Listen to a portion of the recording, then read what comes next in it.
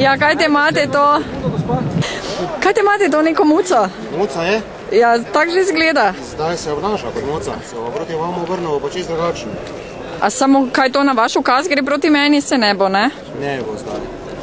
Povejte, Izvolite. ste pripravljeni, polni pripravi? Še smo. Mislite, gre pričakovati kaj hudega danes? Po vsej verjetnosti ne. Zakaj ne? Zato, ker ni rizična nogometna tekma. Ste stavili na koga danes? Nise. V koga pa verjamete? Maribor. Pa zakaj niste stavili? Zato prav premalo plačal. In boste kaj štrajkali? Ali ste podpisali kakšne izjave? Te sindikat vprašal.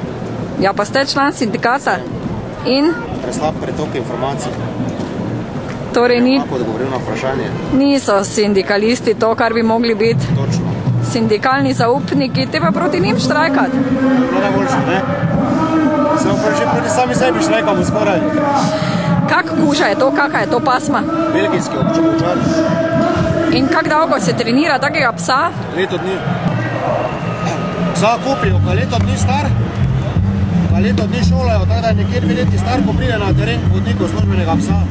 Pol pač tokom njegove delovne dobe, to je nekje 8 let, pol sami vzdržujemo njegovo kondicijo, pa pripravljenost za delo, pa vse skupaj, ne. Dobimo pa naučenega, ne. In v vaši karieri, kolikokrat ste mogli spustiti psa proti človeku? Doskrat že za različne namene, ne. Kazni preiskave objektov, ko išče kakšne storilce kaznivih dejanj noter, za iskanje pogrešanih oseb po gozdu. Kaj pa za fizični napad? Mislim... To je pa ponavadi pri večjih kršitvah javnega reda in miru, ne. In to tudi tak pes dela? Tale, ja. Tale je za pregled objektov, pregled terena, za hujše kršitve javnega reda in miru, za sledenje. In kako mu je ime? Kar. Kar. Tako. Kar daj ga. Ja, kar daj ga. Kar daj ga in kar pošteno. Če po slovensko.